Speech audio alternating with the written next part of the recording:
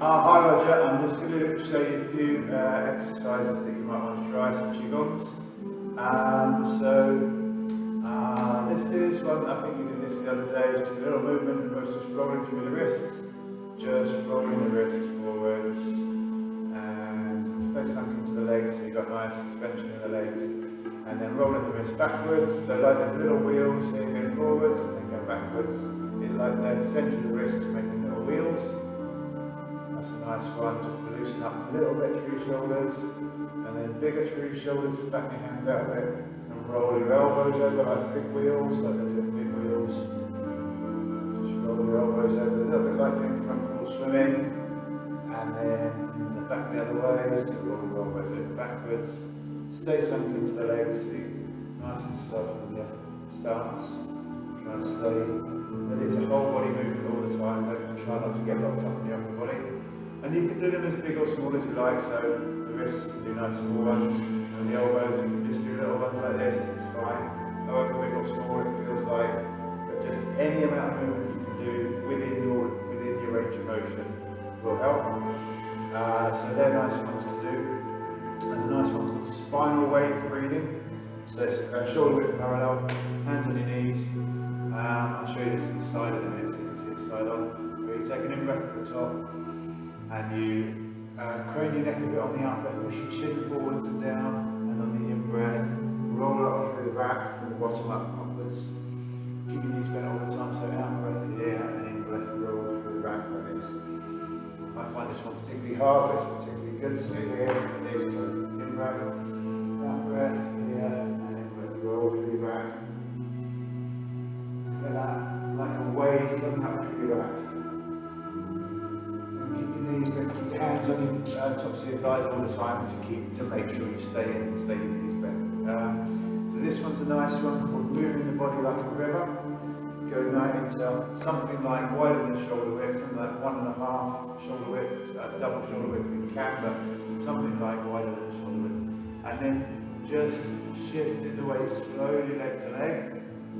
You try and get the movement so it's coming from the feet, up through the lower legs, up through the knees, up through the thighs, up through the hips and waist, then the torso, then the neck and back and shoulders, and the neck and the head moving up. So sort of going like this, the whole movement's like that, like a slow whip coming up through the body, a slow wave. It's called moving the body like a river. You're just trying to do a slow wave shift between the feet. Get that nice fluid side to side movement, that one's nice. What else? You could try this one. So again, same sort of stance, just rolling, so lean forwards a little bit, and just rolling, palms together, backs and palms together, and then forwards, and then brush the side of the waist, and then round the outsides of the little fingers. So in breath in, out breath here, in breath in. Here, all through the nose, in breath, out breath, in breath, out breath. That's a nice one. If you can roll around it, soft as you can, stay rolling in the minutes, don't push it too hard. This is a really nice simple one that might loosen up through your shoulders nicely. It's called the fountain. So roughly shoulder width, but a little bit wider. And it's in breath up the middle, so you up the middle with your wrists like a fountain, out the middle, to the outsides with your little fingers. Press down with your palms on the out breath and into the middle with your next fingers. So in breath, up and out breath, down and in, and let the movement sink into your legs on the out breath. So you get a slight bobbing down and let the legs engage. Just notice the palms are down, facing down the whole time, so you get these soft, sort of slightly dorsiflexed, plantar-flexed hands at the top. So slightly flexed forwards and then slightly dorsiflexed backwards at the bottom. So in our Qigong, this is called a yin hand for soft energy, and that's a yang hand for pressurized energy. Yin at the top, yin up and out, and yang down and in. So all the breathing through the nose, in on this half and out on this half. Called the fountain, like the fountain up, coming up through the middle, splaying out and dropping down the outside. That's a really nice one to just get a bit of movement through your shoulders and forward with your breathing.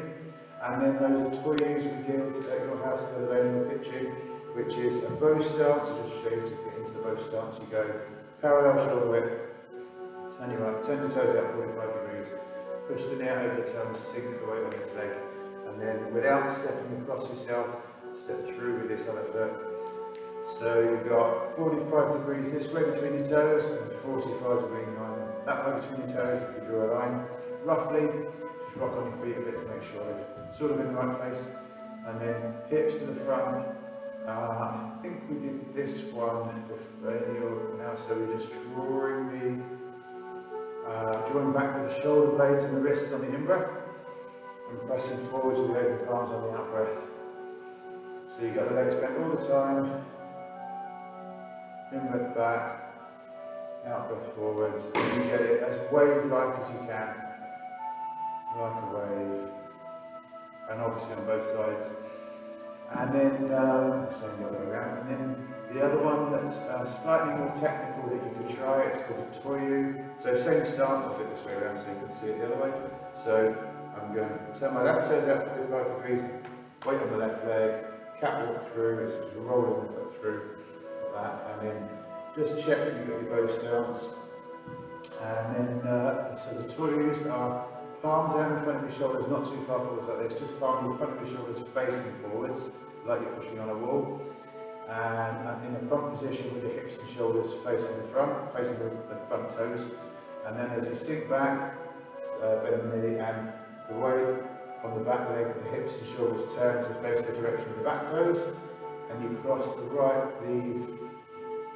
whichever way you're sinking, you put the other hand on top. So sinking down to the left, I've got my right wrist going on the top, and then open out with the elbows first, press through to shoulder height. So you're getting a slight weight shift, like 30%, 70%, and you're getting, it's in-breath on the way back, out-breath on the way forwards, and you're getting that 45-degree turn through the hips, which is the crucial bit. So the weight shift, you're getting 45-degree turn through the hips, and the shoulders, just notice the shoulders are being carried directly over the hips. So there's hardly any twist through the torso.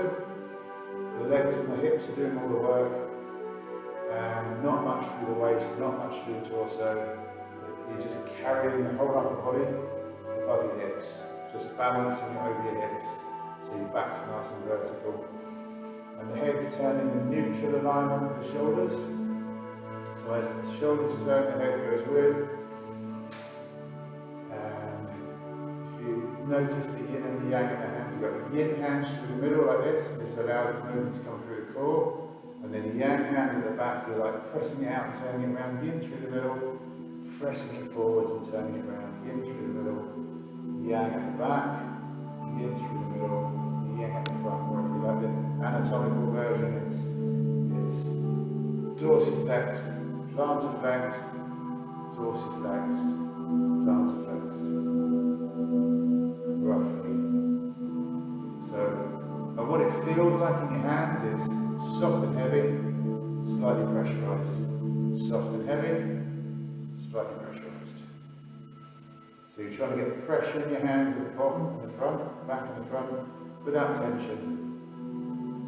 And it's just 30%, 70% weight shift, nice and slow.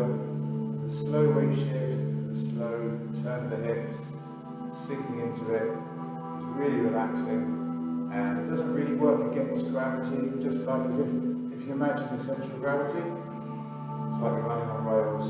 So it's working just perpendicular to gravity, so sort of parallel to the floor, if you like.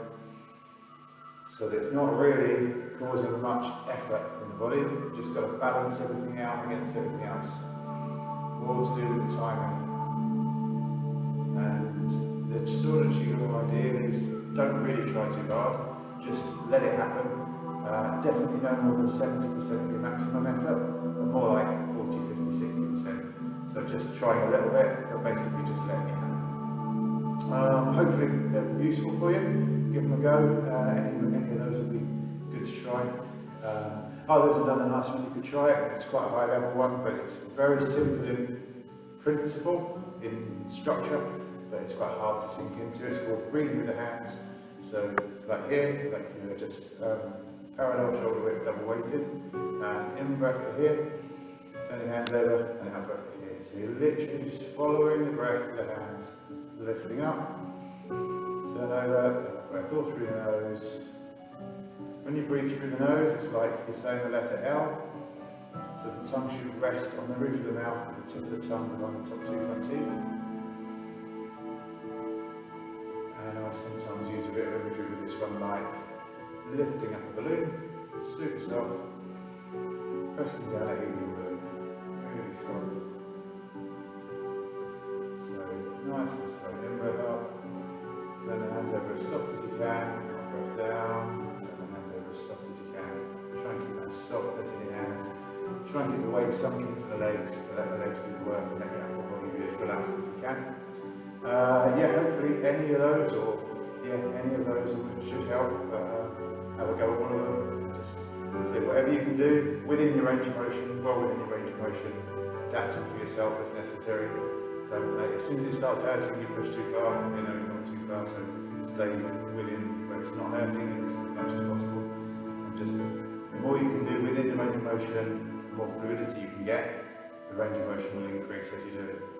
And it will, open up more options for you and allow more movement through the joints. So all help.